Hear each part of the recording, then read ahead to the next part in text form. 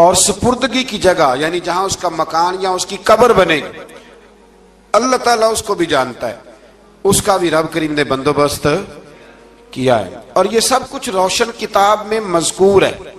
مزید اللہ تعالیٰ نے فرمایا کہ تخلیق کائنات کا مقصد انسان کے خیر و شر کی آزمائش ہے، اس کے بعد کافروں کے حیات بعد الموت کو سحر قرار دینا۔ وہ کہتے تھے یہ جادو ہے، تو جادو قرار دینے اور ان کی سرکشی کا بیان ہے کہ عذاب میں تاخیر کو احسان شمار کرنے کی بجائے مسلمانوں کو تانے دیتے ہیں کہ عذاب کو کس چیز نے روک رکھا ہے۔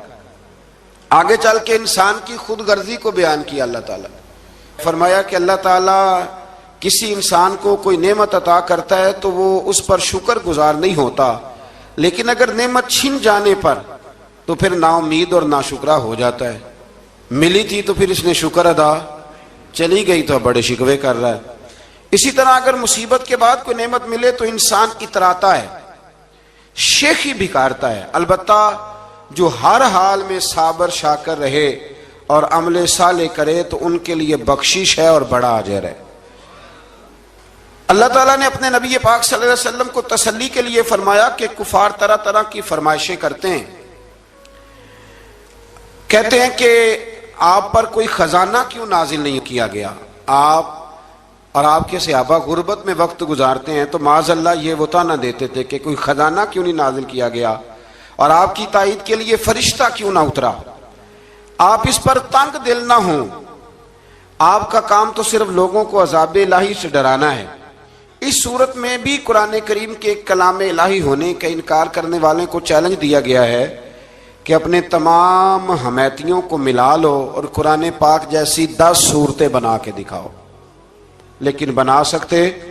آیت نمبر 15 میں ارشاد فرمایا کہ دنیا اور اس کی زینت کے طلبگاروں کو ان کے اعمال کا اجر اسی دنیا میں مل جائے گا، لیکن آخرت میں پھر ان کا کوئی حصہ نہیں ہوگا، اجر آخرت کے اعتبار سے ان کے اعمال باطل ہو جائیں گے۔ آیت نمبر 17 میں قرآن کی حقانیت کا انکار کرنے والوں کے لیے نار جہنم کی وعید کا ذکر ہے، اور قرآن کے اللہ کی جانب سے حق ہونے اور بغیر کسی شک کے اس پر ایمان لانے کا ذکر ہے۔ اس کے بعد اللہ تعالیٰ پر جھوٹ باندھنے والوں اور اللہ کے رستے سے روکنے والوں کا ذکر کیا گیا کہ قیامت کے دن ان پر گواہ پیش ہوں گے کہ یہ اپنے رب پر جھوٹ باندھتے تھے، اور ان پر اللہ کی لعنت، ان کے لیے دوہرے عذاب اور آخرت میں ان کی یقینی ناکامی کا ذکر ہے۔ یہاں ایک بات آپ سے بھی عرض کروں، ہم بھی کئی دفعہ نا بھولے پان میں کہہ دیتے اللہ نے یہ بھی تو فرمایا نا جی قرآن میں، تو جب تک آپ پڑھ نہیں لیتے یا سن نہیں لیتے تب تک یہ جملہ بولنے کی ضرورت ہے۔ اسی طرح نبی پاک علیہ السلام نے فرمایا جس نے مجھ پر جھوٹ باندھا، جھوٹی حدیث بیان کی، وہ میں نے کہا ہی نہیں تھا پر اس نے جھوٹی حدیث بیان کی، تو حضور فرماتے اس نے حدیث نہیں سنائی بلکہ اپنا جہنم کے اندر مکان بنا لیا ہے۔ تو قرآن و سنت کے معاملے میں جس چیز کا علم نہ ہو، جس کی پوری خبر نہ ہو، آپ اس کے حوالے سے کوئی بات کر سکتے، احتیاط کریں، بہت احتیاط کریں۔ آیت نمبر 23 میں بتایا کہ جو ایمان لائے اور جنہوں نے نیک کام کیے اور اپنے رب کے حضور عاجزی کی تو یہ لوگ ہمیشہ جنت میں رہیں گے۔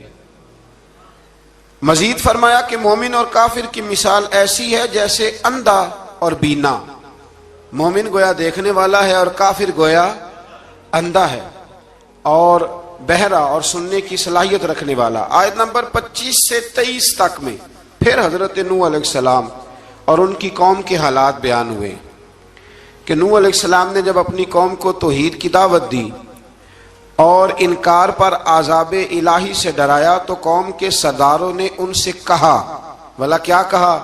کہنے لگے آپ تو ہم جیسے بشر ہیں، تو ہماری طرح ہی ہیں آپ، اور آپ کے پیروکار پسماندہ یعنی غریب لوگ ہیں اور کم عقل لوگ ہیں، ہماری رائے میں آپ کو معاذ اللہ ہم پر کوئی فضیلت حاصل نہیں، بلکہ معاذ اللہ ثم معاذ اللہ۔ کہنے لگے آپ تو جھوٹے ہیں، اللہ کے نبی کو کہہ رہے ہیں معاذ اللہ، استغفر اللہ۔ نوح علیہ السلام نے جواب دیا کہ میں اپنے رب کی جانب سے واضح دلیل رکھتا ہوں اور اس نے مجھے رحمت سے نوازا ہے، لیکن تم میرے مقام کو سمجھنے کی صلاحیت نہیں رکھتے، تم اتنی صلاحیت رکھتے نہیں ہو۔ اور پھر ارشاد فرمایا کہ میں تم سے دعوت حق کے صلے میں کسی اجر کا طلبگار نہیں ہوں، اور نہ ہی میں اہل ایمان کو اپنے پاس سے دھتکارنے والا ہوں، اور میں نے یہ دعویٰ بھی نہیں کیا کہ میرے پاس اللہ کے خزانے ہیں، اور نہ میں از خود غیب جاننے والا ہوں، اور نہ ہی میں یہ کہتا ہوں کہ میں فرشتہ ہوں، نہ میں یہ کہتا ہوں کہ جن لوگوں کو تم اپنی نظروں میں حقیر جانتے ہو اللہ انہیں خیر سے نہیں نوازے گا۔ فرمایا یہ ٹھیک ہے کہ اللہ بشروں میں سے رسول بناتا ہے، پر جسے بناتا ہے پھر اسے بڑی شانیں عطا فرماتا ہے۔ پہلے دن سے انسان کا یہ مسئلہ ہے، پہلے دن سے انسان کا یہ مسئلہ ہے کہ وہ کہتا ہے میں انسان سے ہدایت حاصل کروں، لیکن رب نے بھی قانون بنایا ہے کہ اللہ تبارک و تعالیٰ بندے پر ہی وحی فرماتا ہے۔ فرشتوں اور جنوں کو اللہ نے اس منصب کے لیے منتخب نہیں فرمایا۔ قوم نوح نے کہا کہ آپ نے ہم سے بہت بحث کی معاذ اللہ، پس جس عذاب سے آپ ہمیں ڈرا رہے ہیں وہ لے آئیے۔ تو نوح علیہ السلام نے کہا کہ اللہ چاہے گا تو تم پر عذاب بھی آ جائے گا۔ آیت نمبر 37 سے 47 میں بتایا کہ اللہ تعالیٰ کی طرف سے نوح علیہ السلام کو حکم ہوا کہ ہماری نگرانی میں اور ہماری وحی کے مطابق آپ کشتی بنائیے، اور ظالموں کے بارے میں ہم سے کوئی بات نہ کریں۔ حضرت نوح کی خواہش تھی کہ یا اللہ انہیں بھی معاف کر دے، فرمایا یہ ظالم ہے تو میرے نبی ان کے بارے میں مجھ سے کوئی بات نہ کریں، وہ ضرور غرق ہو جائیں گے۔ پھر وہ کشتی بنانے لگے، اور جب ان کی قوم کے سردار ان کے پاس سے گزرتے تو ان کا مذاق اڑاتے۔ یہ آپ کیا کر رہے ہیں؟ آج بھی وزیر مشیر بڑے بڑے لوگ اللہ ماشاءاللہ دینداروں کا مذاق اڑاتے نہیں؟ اڑاتے ہیں کہ نہیں اڑاتے مذاق؟ یہ کن کا طریقہ ہے؟ یہ تو قرآن مجید کہہ رہا ہے کہ حضرت نوح کی قوم جو کافر تھی ان کا طریقہ ہے اہل ایمان کا مذاق اڑانا۔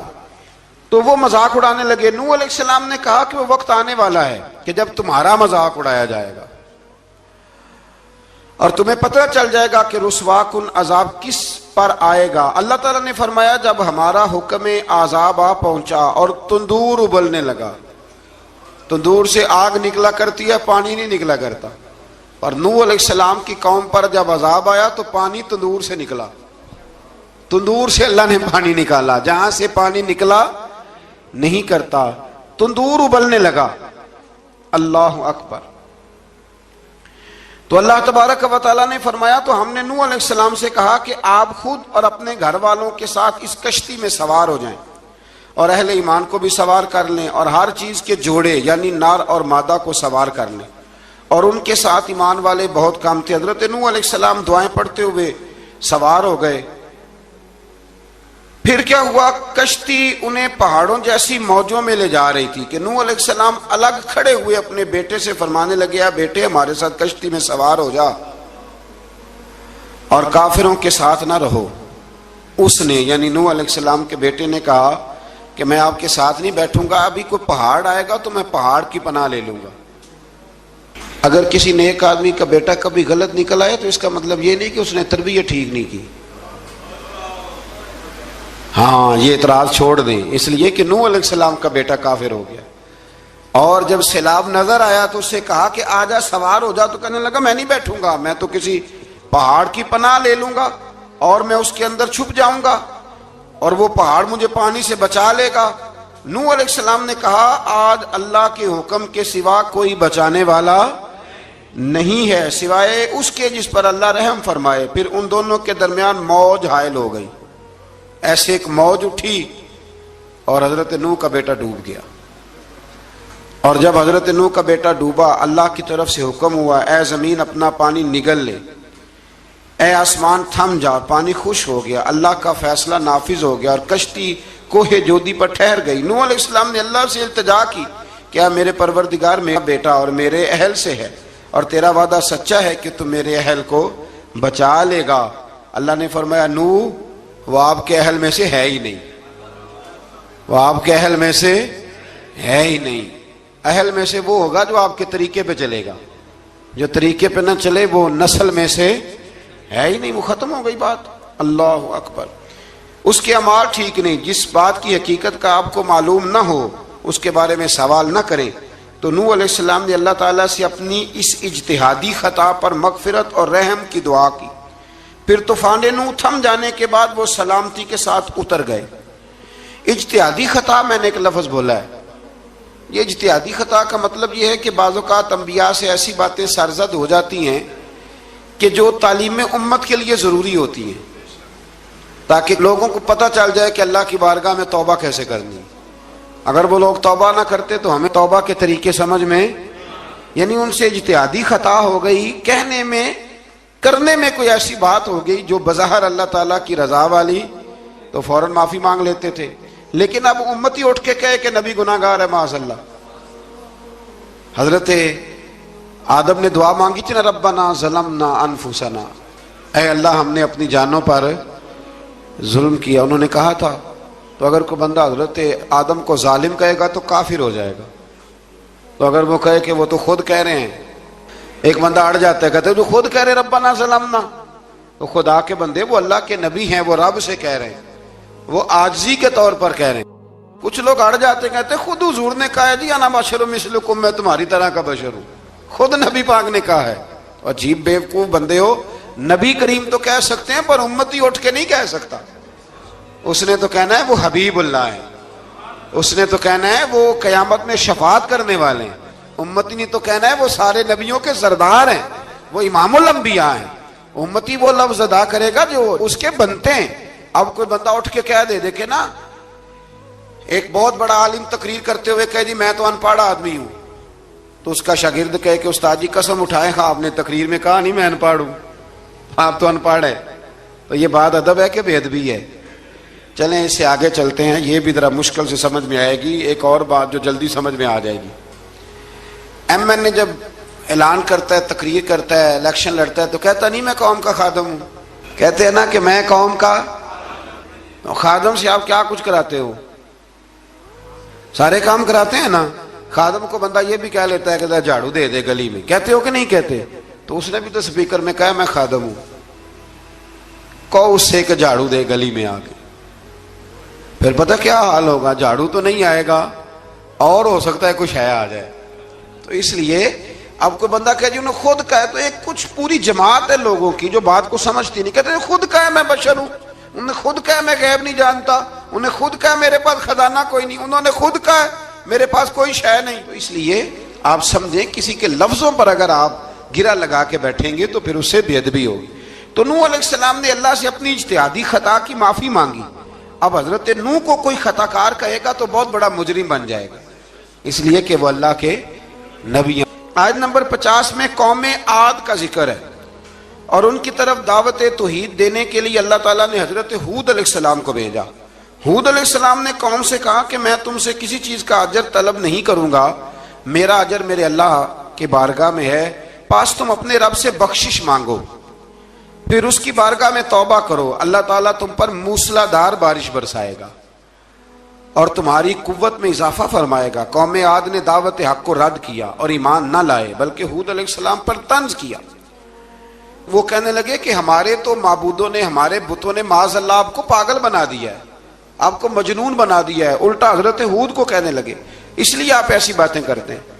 ہود علیہ السلام نے کہا میں اللہ کو گواہ بناتا ہوں اور تم بھی گواہ رہنا کہ میں تمہارے شرک سے بری ہوں، اور میں اللہ پر توکل کرتا ہوں، اور میں نے رسالت کا حق ادا کر دیا ہے۔ آیت نمبر 58 میں اللہ تعالیٰ نے فرمایا جب ہمارے عذاب کا وقت آ گیا تو ہم نے اپنی رحمت سے ہود اور ان کے ساتھ مومنوں کو نجات عطا کی۔ قوم عاد نے اللہ کی نشانیاں اور رسولوں کو جھٹلایا اور دنیا اور آخرت میں لعنت کے حقدار ہوئے۔ آیت نمبر 61 میں پھر سے حضرت صالح علیہ السلام اور ان کی قوم سمود کے حالات کو بیان کیا گیا ہے۔ حضرت صالح نے کہا ہے میری قوم اللہ وحدہ لا شریک کی عبادت کرو، اس سے بخشش طلب کرو، اس کی بارگاہ میں توبہ کرو، اس نے تمہیں زمین سے پیدا کیا ہے، اس پر آباد کیا ہے۔ جواب دیا ہے صالح ہمارے آباء و اجداد کے معبودوں کی عبادت کو روکنے سے پہلے ہمیں آپ سے بڑی امیدیں تھیں، اور اب آپ ہمیں روکنے لگ گئے ہیں باپ دادا کے دین سے، لیکن اب ہمیں آپ کی دعوت کے بارے میں شکوک ہیں۔ صالح علیہ السلام نے اپنی قوم سے کہا کہ یہ اللہ کی اونٹنی ہے اور یہ تمہارے لیے نشانی ہے، اسے چرنے کے لیے آزاد چھوڑ دو اور اسے تکلیف نہ دینا، اللہ اکبر، ورنہ تمہیں عذاب پہنچے گا۔ انہوں نے اونٹنی کی کونچیں کاٹ ڈالی۔ صالح علیہ السلام نے کہا تم صرف 3 دن اپنے گھروں میں مزے اٹھا لو، 3 दिन, फिर अल्लाह का यकीनी अजाब आएगा। फिर एक चिंगाड़ ने उनको आ दबोचा, वो अपने घरों में घुटनों के बल ऊंधे पड़े रह गए। सिर्फ सालेह अलैहिस्सलाम उनके साथ अहले ईमान इस आजाब से बचे। ये 3 कौमों का जिक्र हो गया, नूह अलैहिस्सलाम की कौम का भी, हूद अलैहिस्सलाम की कौम का भी, और हजरत सालेह।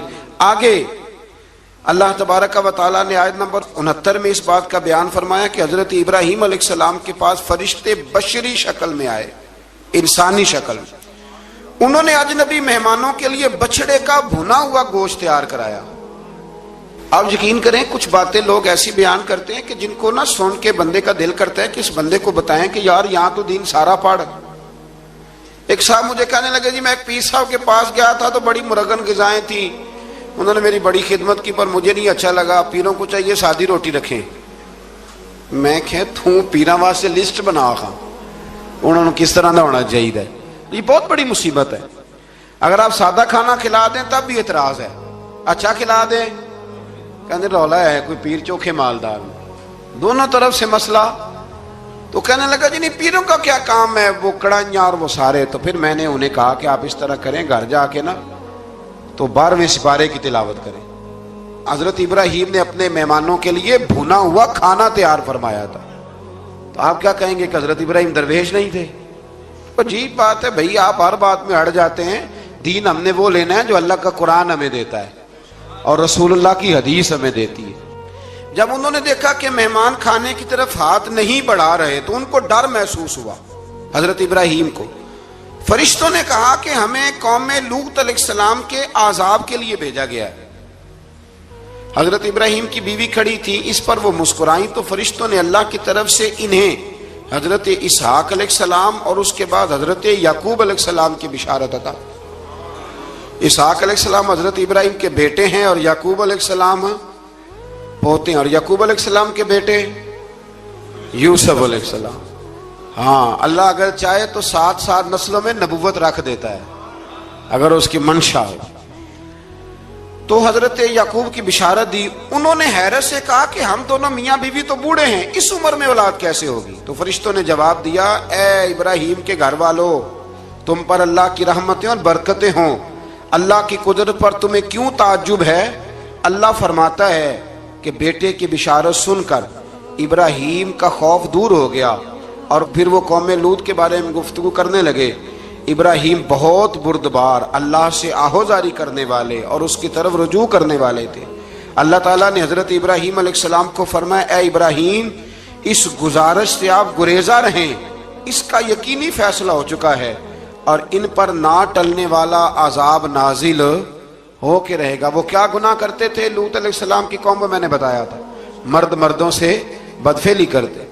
तो हजरत इब्राहीम ने भी अर्ज की, बार बार गुजारिश की, बहस की कि अल्लाह मेहरबानी फरमा उनका अजाब। आप देखें नबियों के हौसले कितने बड़े हैं। कौमें तंग करती हैं और तरह तरह की बातें करती हैं और पैगंबर फिर भी कहते हैं या अल्लाह मेहरबानी फरमा, ऐ अल्लाह इनसे अजाब। आयत नंबर 77 में हजरत लूत अलैहिस्सलाम की कौम की बदआमालियों और लूत अलैहिस्सलाम के अपनी कौम को बदआमालियों के बायस फरिश्तों की आमद, कौम के बदआमाल लोगों के दौड़ कर आने और हजरत लूत को उनके समझाने और उनके इनकार पर मुजतरिब होने का जिक्र है, जिस पर फरिश्तों ने हजरत लूत को तसल्ली दी कि आप फिक्र न करें, हम आपके रब के फरिश्ते हैं, ये आप और हम तक नहीं पहुंच सकेंगे। आप रात के आखिरी हिस्से में कौम की तरफ तवज्जो किए बगैर हिजरत फरमा लें, इसलिए कि सुबह के वक्त इन पर आजाब आएगा। जब अल्लाह का अजाब आया तो उसने बस्ती के ऊपर के हिस्से को नीचे कर दिया और कौम में लूत के ऊपर अल्लाह की तरफ से लगातार निशान ज़दा पत्थर बरसाए गए, लगातार पत्थर आए। आयत नंबर 84 में अल्लाह ताला ने हजरत शुएब अलैहिस्सलाम और उनकी कौम का जिक्र फरमाया है और उनके जराइम को बयान किया गया है। वो नाप तोल में कमी करते थे, दूसरों को चीजें कम तोल कर देते थे। अल्लाह ताला ने उनसे फरमाया कि फसाद फिल अर्द से बाज आओ और अपने से पहले सरकश उम्मतों का अंजाम देख लो। जब हजरत शुएब की नसीहतों का उन पर असर ना हुआ तो फिर अल्लाह ताला ने उन्हें भी आजाब से हलाक कर दिया। آیت نمبر 94 میں فرمایا کہ جب ہمارا عذاب آیا تو ہم نے اپنی رحمت سے حضرت شعیب اور ان پر ایمان لانے والوں کو بچا لیا، اور ظالموں کو ایک زبردست چنگاڑ نے پکڑ لیا تو صبح وہ اپنے گھروں میں اوندے منہ پڑے تھے، گویا وہ کبھی وہاں آباد تھے ہی نہیں۔ آیت نمبر 96 میں حضرت موسیٰ علیہ السلام کو عطا کیے جانے والے 9 معجزات کا ذکر ہے۔ پھر فرعون اور اس کے پیروکاروں کے باطل روش کے باعث ان کی ہلاکت کا بھی ذکر فرمایا، اور دنیا اور آخرت میں انہیں ملعون یعنی لعنتی قرار دیا۔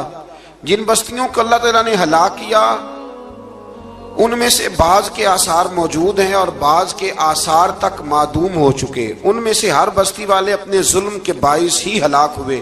اللہ تعالیٰ کسی پر ظلم نہیں فرماتا، لوگ خود اپنی جانوں پر ظلم کرتے ہیں۔ جو شخص عذاب آخرت سے ڈرتا ہے اس کے لیے اس میں نشانیاں موجود ہیں۔ آیت نمبر 106 سے اللہ تعالیٰ نے انجام کے اعتبار سے لوگوں کی 2 قسمیں بیان کی، 2 قسمیں فرمایا، ایک ہیں سعادت مند لوگ اور دوسرے ہیں بدبخت۔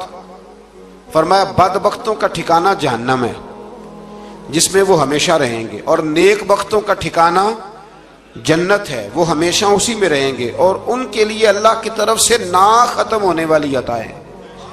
آیت نمبر 110 میں حضور صلی اللہ علیہ وسلم کو تسلی دی گئی کہ جس طرح یہ لوگ قرآن کے بارے میں اختلاف کرتے ہیں، اسی طرح قوم موسیٰ نے تورات کے بارے میں بھی اختلاف کیا تھا، اور اللہ نے ان کے اعمال کا پورا بدلہ انہیں دیا۔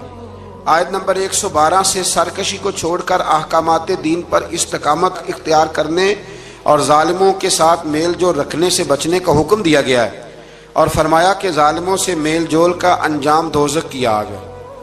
ہم لوگ نہ شکوہ کرتے ہیں، کسی حکومت کو بنے ہوئے 6 مہینے گزرتے ہیں تو شکوہ شروع ہو جاتا ہے، حالانکہ وہ خود تو نہیں نہ بنتے، ان کو کوئی بنانے والا ہے۔ تو ظالم کا جو مددگار ہوتا ہے وہ بھی ظالم ہوتا ہے، اس لیے احتیاط کریں۔ اور یہ صرف سیاستدانوں کی بات نہیں، دنیا کے ہر معاملے میں آپ غور کریں کہ آپ کسی ظالم کے مددگار تو نہیں۔ اللہ تعالی ہمیں حق پر استقامت عطا فرمائے۔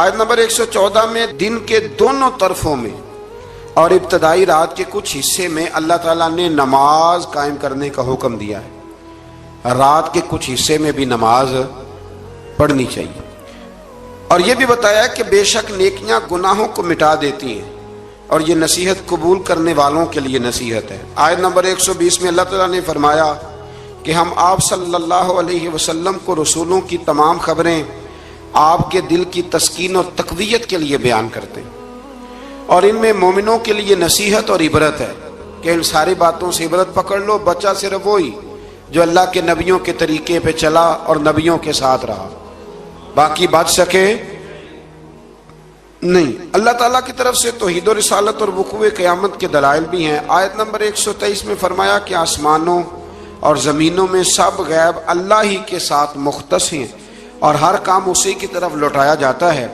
آپ اسی کی عبادت کیجئے، اسی پر توکل کیجئے، اور آپ کا رب لوگوں کے اعمال سے غافل نہیں ہے۔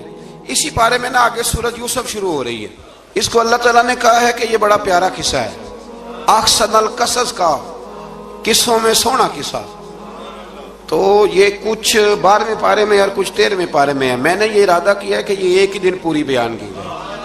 ایک بزرگ کی بات لکھی جو تابعی ہیں، وہ فرماتے ہیں کہ ان بزرگوں کا طریقہ یہ تھا کہ وہ لوگوں سے چھپ کے نا پہاڑ کے پیچھے عبادت کرتے تھے، اور پوزیشن ان کی یہ تھی کہ کسی سے ملتے نہیں تھے، بالخصوص فجر کی نماز سے لے کر عصر کی نماز تک بکریاں رکھی ہوئی تھیں، ان کو چراتے رہتے تھے فرات کے کنارے اور نفل پڑھتے رہتے تھے۔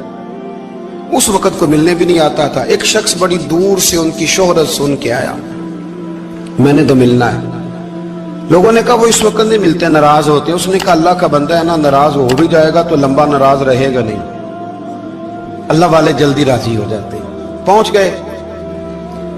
اب وہ بابا جی نماز پڑھ رہے تھے تو کہتے میں نے عجیب منظر دیکھا کہ بابا جی فرات کے کنارے نماز پڑھ رہے ہیں اور ایک بھیڑیا ان کی بکریوں کی حفاظت کر رہا ہے۔ کہتے میں حیران رہ گیا کہ بھیڑیا تو بکریاں کھایا کرتا ہے اور یہاں چرا رہا ہے۔ کہتے میں جب گیا تو بابا جی نوافل میں مشغول تھے، مجھے دیکھ کے کہنے لگے اس وقت کیوں آئے؟ میں نے کہا حضور اگر آئے گیا ہوں تو پھر مہربانی کرے قبول فرما لیں۔ میں بیٹھ گیا تو میں نے کہا حضور یہ بھیڑیا بکریاں چلا رہا ہے, بھیڑیا اور بکریے کی صلح کب سے ہو گئی؟ تو فرماتے ہیں لمبی تقریر نہیں, ہلکا سا جملہ. فرمانے لگے جب سے بکریوں کے مالک نے رب سے صلح کر لی ہے نا, تب سے بھیڑیوں نے بھی بکریوں سے صلح کر لی ہے. بکریوں کے مالک نے رب سے صلح کر لی, گناہ چھوڑ دیے, اس کی فرما برداری میں آ گئے. اب پھر اسے بکریاں چلانے کی ضرورت نہیں رہی. بکریاں نہ اب بھیڑیا چراتا ہے. کہتے ہیں میرے اوپر کپ کپی طاری ہو گئی بزرگوں کی بات سن کے, اور مجھے پیاس لگی اور خواہش آئی کہ پتہ نہیں اب بابا جی کچھ کھلائیں پلائیں گے بھی کہ نہیں, بابا جی کچھ کھلائیں گے بھی کہ نہیں. کہتے میرے دل میں خیال تھا تو بزرگوں نے نا ایک لکڑی کا پیالہ, ان کے پاس وہ غار میں بیٹھے تھے تو ایک چھوٹا سا پتھر تھا, اس کی ڈھلان بنی ہوئی. بابا جی نے اس کے نیچے لکڑی کا پیالہ رکھا, وہ رکھا ہی تھا تو وہ دودھ سے بھر گیا. کہتے انہوں نے مجھے دیا تو ٹھنڈا اور میٹھا دودھ, میری طبیعت خوش ہو گئی. بابا جی نے دوبارہ وہی پیالہ اسی جگہ رکھا تو شہد سے بھر گیا. 1000 سال پہلے داتا صاحب لکھ رہے ہیں. کہتے مجھے دیا, میں نے فوراً کہا, میں نے کہا حضور یہ دودھ تو گائیں بھینس دیتی ہے, پہاڑوں سے تو نہیں نکلا کرتا, اور شہد تو شہد کی مکھیاں دیتی ہیں, پتھروں سے تو نہیں نکلتا, یہ آپ کہاں سے نکال رہے ہیں؟ تو کہتے ہیں وہ قرآن مجید پڑھنے لگے. وَإِذِ مُوسَىٰ لِقَوْمِهِ, جب موسیٰ کی قوم نے ان سے پانی مانگا, فرمانے لگے موسیٰ کی نافرمان قوم پانی مانگے, حضرت موسیٰ پتھر پہ ڈنڈا مارے تو اللہ وہاں سے 12 چشمے جاری کر دے. جو رب حضرت موسیٰ کی نافرمان قوم کے لیے پتھر اور پہاڑوں سے چشمے نکال دیتا ہے نا, وہ محمد عربی کے غلاموں کے لیے پتھر اور پہاڑوں سے دودھ اور شہد بھی نکال دیا کرتا ہے. وہ بزرگ کہنے لگے بس بات یہ ہے کہ آج بھی ہو اگر ابراہیم کا ایمان پیدا تو آگ کر سکتی ہے انداز گلستاں پیدا. کہنے لگا حضور پھر میرے لیے بھی دعا کریں. آپ فرمانے لگے پھر دعا نہ کرا تو مدینے والے کی غلامی شروع کر, تو نبی کریم کی غلامی شروع کر, تو رسول پاک کی غلامی شروع کر. ایک بات علم, پھر فرمایا اللہ رسول سے محبت, پھر فرمایا حضور کی غلامی. اس سے سارے مکاشفات کھلیں گے, اس سے سارے مشاہدات کھلیں گے, اسی سے کرامتیں ملیں گی, اسی سے مقبولیت ہوگی, اسی سے اللہ نبی کی بارگاہ میں درجہ ملے گا. پھر داتا صاحب آگے بڑھتے اور داتا صاحب فرماتے صوفیاء کی ایک جماعت ہے جو کہتی ہے ہم نے تو کبھی اپنی زبان پر دکھ بیان ہی نہیں کیے, ہر شے اپنے رب رسول کے حوالے کر دی, ہر شے اللہ رسول کے. اور داتا صاحب کہتے ہیں کچھ ایسے بھی ہیں جو دعا بھی نہیں مانگتے, لوگوں کے لیے مانگتے ہیں, اپنے لیے نہیں مانگتے. آپ دعا کیوں نہیں مانگتے؟ تو کہتے ہیں اللہ کو تو پتہ ہی ہے ہمیں کیا چاہیے, اسے تو پتہ ہی ہے. ایک بزرگ کی بات لکھی ہے داتا صاحب نے, میری جماعت میں نا مزاج ہے کرامتوں کا, مجھے وہ ساری باتیں بھی آتی ہیں کہ ایک بندہ کراچی سے آیا, داتا صاحب حاضری دی تو اس کی لاٹری نکل آئی, یہ بھی مجھے آتی ہے, لکھی پڑھی ہے میں نے, کتابوں میں ہے یہ بھی. ایک بندہ, یہ ساری باتیں نا آتی ہیں کرامتوں میں, بڑی ساری چیزیں لوگ بیان کرتے ہیں کہ میں وہاں آیا اور میں نے حاضری دی تو موج لگ گئی. یہ ساری باتیں آتی ہیں, ہمارے پرانے بزرگ اور بھی کسے سنایا کرتے تھے, ساری ہمیں چیزوں کا پتہ, پر جو عنوان ہے نا وہ حضرت شیخ ابو نور کہتے ہیں کہ ایک بندہ داتا صاحب کے مزار پہ گھوم رہا تھا, داتا 10 روپے دے, 10 روپے دے, 10 روپے دے. تو ایک بندہ بڑی دیر سے اسے دیکھ رہا تھا, وہ کہنے لگا داتا نے تجھے کیا دینا ہے, ادھر آ میں دوں. اس نے 10 دیے. بندہ بڑا حسین تھا, ہنس پڑا, کہنے لگا داتا تیرے بھی صدقے جاؤں. دن آنے لگا تو منکر سے ہی دلوا دیے, جو نہیں مانتا اسی سے دلوا دیے. وہ بڑا پریشان ہوا, میں اور چکر میں تھا, اس نے میرے اوپر ہی جڑ دی ہے بات. کہنے لگا داتا تیرے صدقے جاؤں. تو یہ ساری باتیں کتابوں میں موجود ہیں, لوگوں نے اپنے اپنے مشاہدات جو جس کے ساتھ پیش آیا اس نے بیان کیے ہیں. بہت ساری باتیں قابل بیان ہیں, پر جو عنوان ہے میں اس میں رہنا چاہتا ہوں. داتا صاحب رحمۃ اللہ علیہ فرماتے ہیں ہماری تعلیمات ہیں کہ اپنے دکھ درد دنیا داروں سے بیان نہیں کرنے, سوال کا دروازہ لوگوں کے سامنے کھولنا اللہ والوں سے کہیں گے, کبھی کہنا ہوگا تو دنیا داروں سے کہنا. کہتے ہیں ایک شیخ احمد نام کے بزرگ تھے, ساری زندگی کسی کو کام نہیں بتایا, ساری زندگی بڑی مشکلات آئیں, پر کبھی اپنی ذات پر سوال کا دروازہ نہیں کھولا. ایک ایسی مشکل آئی کہ جو حل ہی نہیں ہوتی تھی, کسی نے ان پر کوئی الزام لگا دیا. ابو مسلم نام کا ایک بادشاہ تھا, اس کی حکومت تھی, اس نے پکڑ کے قید میں ڈال دیا. اب قید میں ہیں, जुर्म लग गया है, फर्द जुर्म आयद हो गई है, जेल में है। लोग कहने लगे हजरत जी अपनी सफाई में कुछ कहें, फरमाने लगे सारी जिंदगी बंदों से कुछ नहीं कहा। अल्लाह रसूल को पता है मैं बेगुनाह हूं, मुझे कहने की जरूरत नहीं। दाता गानी बख्श अली हजवेरी ने लिखा है, दाता साहब कहते हैं तू यकीन कामिल तो पैदा कर, तू ईमान तो पुख्ता कर। दाता साहब कहते हैं वो अबू मुस्लिम जो बादशाह था वो नेक आदमी था, उसे रात को ख्वाब में नबी करीम की जियारत नसीब हुई और हुजूर सैयद आलम सल्लल्लाहु अलैहि वसल्लम फरमाने लगे तूने अल्लाह का एक नेक बंदा जेल में डाल दिया, डर नहीं आता, वो तो बेगुनाह है। बादशाह आधी रात को खुद उठा। दादा साहब फरमाते हैं किसी गार्ड को नहीं भेजा, पुलिस वाले को नहीं भेजा, जेलर से नहीं कहा, खुद गया, जाके जेल का दरवाजा खोला, दरवाजा खोल के उस दरवेश को आजाद किया। कहने लगा बाबा जाओ, मुझे पता चल गया आप बेगुनाह है।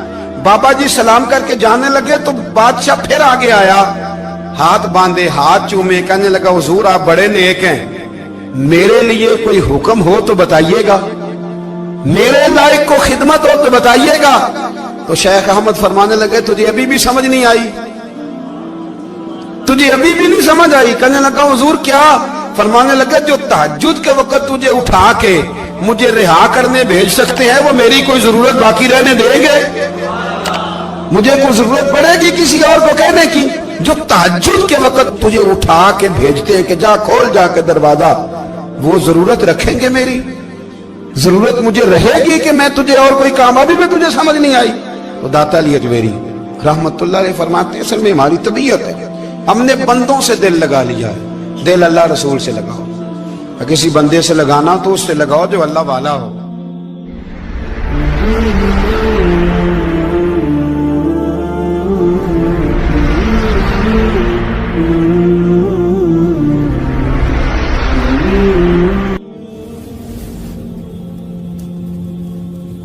ये वाला रंग तेरे अंदर कोई नहीं।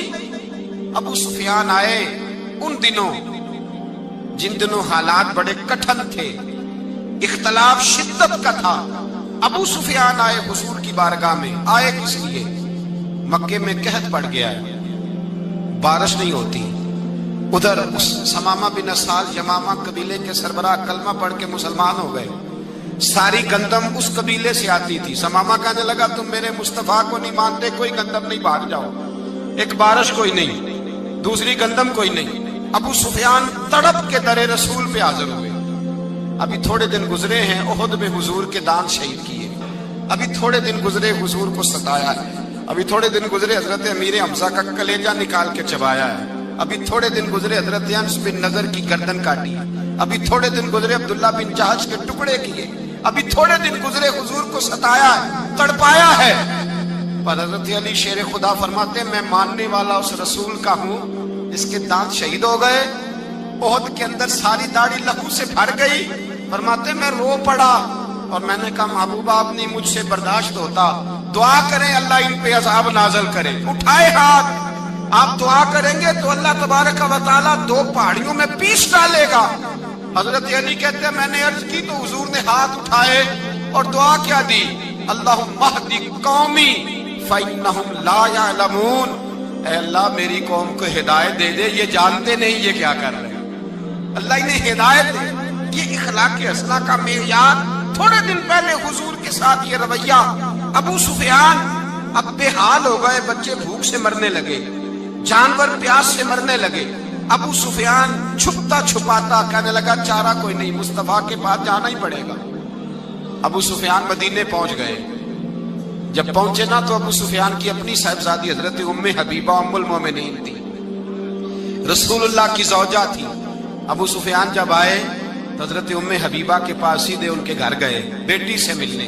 हुजूर का बिस्तर बिछा हुआ था, हजरत उम्मे हबीबा हुजूर की ज़ौजा उम्मुल मोमिनीन बिस्तर बिछा है। अबू सुफियान बैठने लगे, जनाब उम्मे हबीबा कहने लगी अब्बा जी ठहर जाएं। वो ठहरे तो बिस्तर समेट दिया।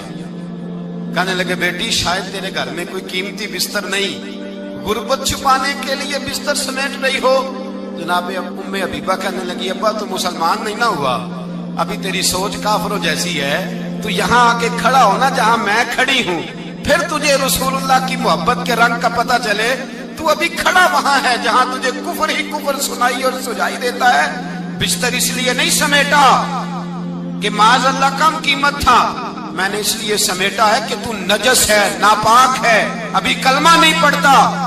اور یہ اس رسول کا بستر ہے کہ جو بستر میں موجود ہوتے ہیں تو جبریل امین قرآن لے کے تشریف لے آتے ہیں، ذرا وجود اس قابل نہیں کہ یہاں بٹھایا جائے۔ نبی پاک صلی اللہ علیہ وسلم کی بارگاہ تک ابو سفیان آئے۔ ابو سفیان کہتے ہیں مجھے امید نہیں تھی، ابھی سوچ نہیں نہ بدلی تھی، کہتے مجھے امید نہیں تھی، میرا خیال تھا وہ شکوے کریں گے، شکایتیں کریں گے، وہ کہیں گے تم نے بھی تو بڑا کچھ کیا ہے نا۔ ابو سفیان کہتے ہیں میں قربان جاؤں، میں نے یہ رنگ دیکھا تو مدینے کی فضا ویسے ہی بڑی ٹھنڈی تھی، لیکن مصطفیٰ کریم کے ساتھ جب میں نے بات کی تو میرے وجود پر گریہ طاری ہو گئی، میرے اوپر کیفیت طاری ہو گئی، میں تڑپنے لگا۔ کہتے ہیں میں نے کہا محبوبہ میں آیا ہوں، آپ کا کلمہ پڑھتے ہی سمامہ نے گندم بند کر دی ہے، بارشیں رک گئی ہیں، مکے کے لوگ بھوک اور پیاس سے مرنے لگے ہیں، محبوبہ بیٹیاں روتی ہیں، یا رسول اللہ مائیں ان کی چھاتیوں میں دودھ خشک ہو گیا ہے، بچے بلکتے ہیں۔ ابو سفیان کہتے ہیں میں دشمن تھا، سارے مکے کے لوگ دشمنی کرتے تھے، لیکن جب میں نے یہ لفظ کہے نا، اچانک میری نظر اٹھی تو مصطفیٰ کریم کی تو آنکھیں آنسو برسا رہی۔